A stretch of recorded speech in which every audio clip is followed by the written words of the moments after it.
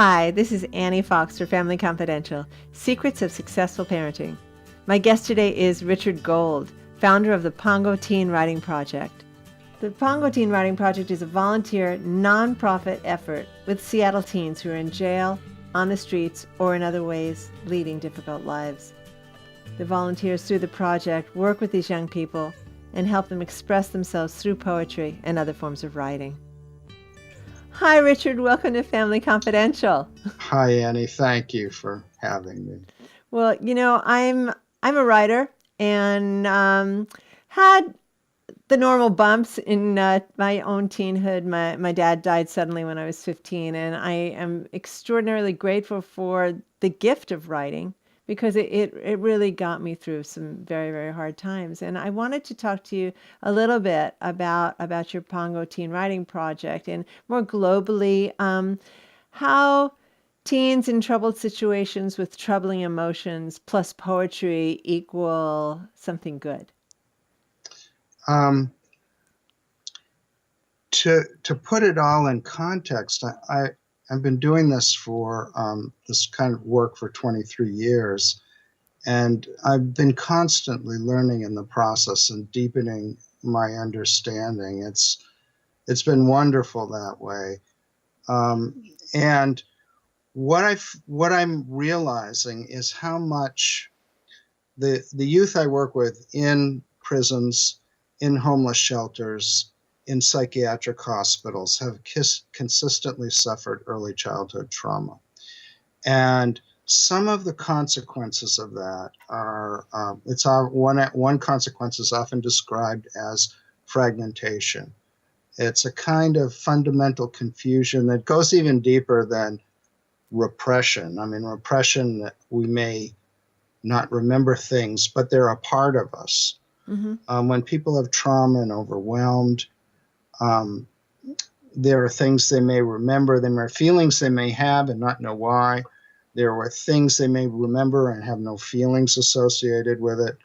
One consequence. Another consequence is just in the nature of children, as we understand, to feel personally responsible when awful things happen, and a kind of shame associated with that. And another consequence is how we feel badly about ourselves. So what does poetry do? Where does writing and poetry in particular help with that? Well, what it does is it externalizes. My way of thinking about it is that so much of how we view our experience internally is wrapped up in shame, is wrapped up in confusion, is wrapped up in how badly we feel about ourselves, so tightly that it's hard to express ourselves. It's hard to understand. It's hard to break away from these awful feelings. When we write, we externalize it. We concretize it. The youth with whom I write, what they will talk about is that all of a sudden they see their experience as a bad thing that happened to them rather than that they are bad people. Wow. And I want to stop you there for a second if I could, because that's a really important distinction. Yes. When we are kind of locked in place with the bad feelings. Yes. It's almost as if you're with a roommate that you can't escape from, but you don't even know that there's something separate from yourself. And what you've described, I think, is brilliant in that the very nature of writing and having the opportunity to express gets them a little bit of separation from the events and the feelings. That's really amazing. And another thing that I believe that you and the parents who listen to your broadcasts understand very well is how important it is to feel listened to. So that the writing not only changes our relationship to the things that have happened to us, and there's value in that by itself, but when there is this opportunity to share and be heard, it it's an ecstatic experience, and the creative experience is an ecstatic experience. So we'll sit down with youth, and they will write about horrible things, and they may cry while they write, and afterwards they'll go, "Wow, this is cool. This is so cool. I didn't know I was a writer." I mean, we have a finale at the psych hospital. We just had one recently, our project there, and I said to the kids at the beginning, "How many of you wrote with Pongo?" And one kid said, "And I'm a great writer." And how many of you are a great writer? And all of the hands went up again. And but the ability to, again, integrate feelings, experience, change that, to feel heard, to have a different view of themselves in as creators. It's transformative. And we have, though my own background is in poetry, Pongo works very closely with psychiatrists from the medical school here at the University of Washington in Seattle. And we've done some research, and we've done surveys of 800 kids in juvenile detention and the psych hospital who worked with us. Now, you can imagine the youth in this environment, how angry and confused they might be. Yeah. And a third of the youth, we seek out kids who haven't written before. So a third of our writers are new to writing. One question: did you enjoy writing with Pongo? 100%. 800 kids, 100%. Are you proud of your writing? 98%. And one of the statistics that I may be most proud about and excited about is that 74%, almost 3/4, wrote about things that they normally don't talk about. This is so important, because if you've got those feelings locked up and you quote normally don't talk about it, where do they go? Where do those Exactly. feelings go? Exactly. And these poor kids,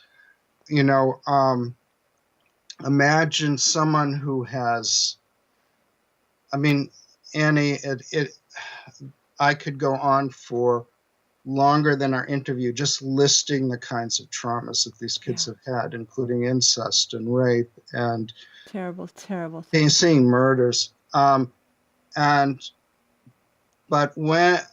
when they write about it, and so all of the shame there, and then the confusing behaviors and confusing relationships to society that land them in a situation of being homeless or in jail, is an extra burden of shame and confusion, which I think reflects in society in general our inability to deal with the kids' pain. Yeah. So when I'm thinking about the extreme of the situations of the youth that you work with versus the kids who are the children of my listeners, Yes. who have a relatively sweet life, and yet still, the adolescent years being what they are, there's, I think, just innate confusion, alienation, an inability to deal with intense emotions, sometimes very destructive emotions. So I'm going to turn to you now and ask how, in more normalized settings, in schools, for example, do teachers work with students around your Pongo teen writing model? Well, the model, I am completely in sympathy with how much youth are dealing with, and the issues of identity and bullying and social issues and concerns about the future are huge.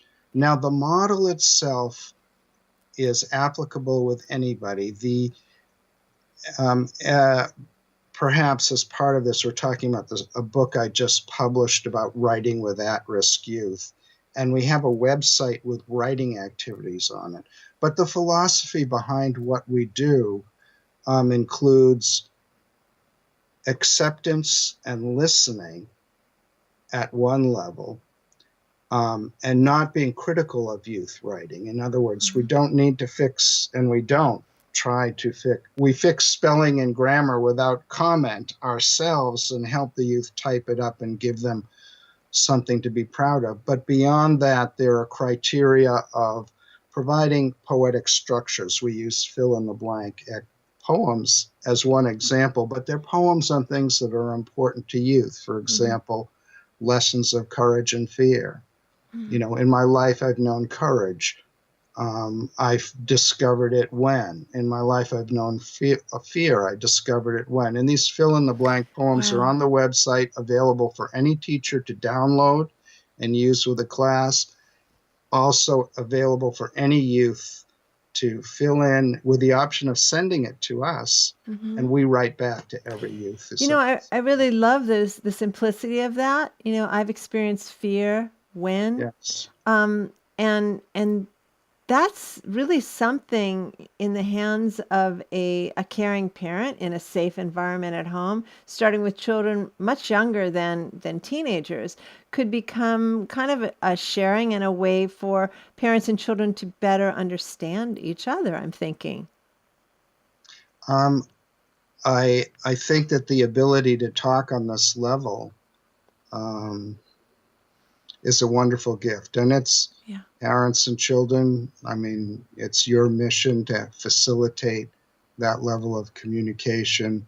Writing and poetry is a wonderful way to do it.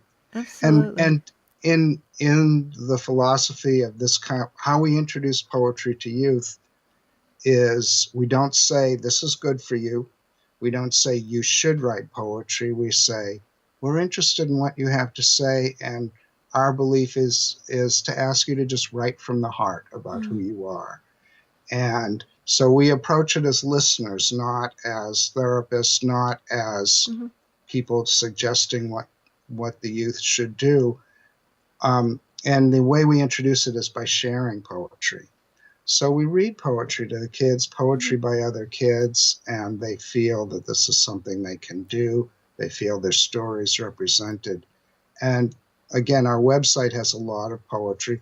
A lot of it is dealing with serious things, but there is a lot of teen poetry out there that You know, people could share. I'm also thinking what you just said about being heard and Yeah, how important that is for all of us, especially for youth who, as I said before, often feel isolated and alienated, even though we as adults might hear what they have to say. Sometimes we're too busy to really listen. We're hearing it, but we're not really right. listening. And that feeling of acceptance, this is an invitation. And what you just said, I'm interested in what you have to say. That may be the first time anyone has ever said that to this young person. And what a wonderful invitation that is. And then to provide an ongoing format and opportunity for them to Yes. continue to share. That's really wonderful. I'm wondering if you have any samples of teen poetry right there at hand. I do actually. Okay. Um, on the website, we get 500 poems a year, youth from all over the Wow. country. I'd like to read you a poem. The story behind it is I came back home after a Christmas party at a friend's house one night, and there on my computer at 10:12 at night were poems from a girl. She was talking about cutting and very serious things. But in my response, I said to her that one of the things I appreciated was the strength that she showed. And like a lot of the kids, she didn't send me back a letter or a personal response. She sent me back a poem. And this is that poem on strength. She's 16 years old. Okay. I can be as strong as concrete, a solid brick wall, like the ones that I built to surround me, ready to lock myself within the walls, protected and unhurt. I can be as strong as the ocean waves that swallow me up whole. Pay attention to my craving waves, the ones that come after you, not giving time to breathe. I will overcome this fear. I can be strong in ways you don't expect. I can be as strong as the stone heart that I carry on my sleeve, able to stay strong and stable through all the hurt that is thrown at me. My strength can be gentle. I can only be as strong as myself, my weakest link, ready to crack under all the pressure. I can be strong and change the world. I can and I will. It's really wonderful. I'm very touched by that. We So, took that poem and we created an activity, a fill in the blank. So now other kids are using that model to send us their own strength poems. lovely. Wow, Richard, this is a real honor for me to talk to you. And before we close, please give my listeners the link to your website so they can find out more about the program and to read some more really amazing examples of teen poetry. Wonderful. The website is pongoteenwriting.org. Pongo, Pongo, teenagerwriting.org. It's great, and it's a place where teens can submit their own writing. So teens, they can create their writing online, and they have the choice. They can print it out, they can mail it to themselves and their friends, they can send it to me. They make those choices. We don't publish every poem, the poems that come in, because of their personal nature. Really? We choose a few to publish, but we have hundreds of poems on there that people can read. Again, teachers can download the writing activities that are there. And we have other techniques too that we share there and in the book I published This is for teachers. such important work. Thank you so much. I'm really I'm thrilled that you're doing this, that you've been doing it for so long, and I can only imagine the benefit that you've made in the lives of so many young people. So kudos to you.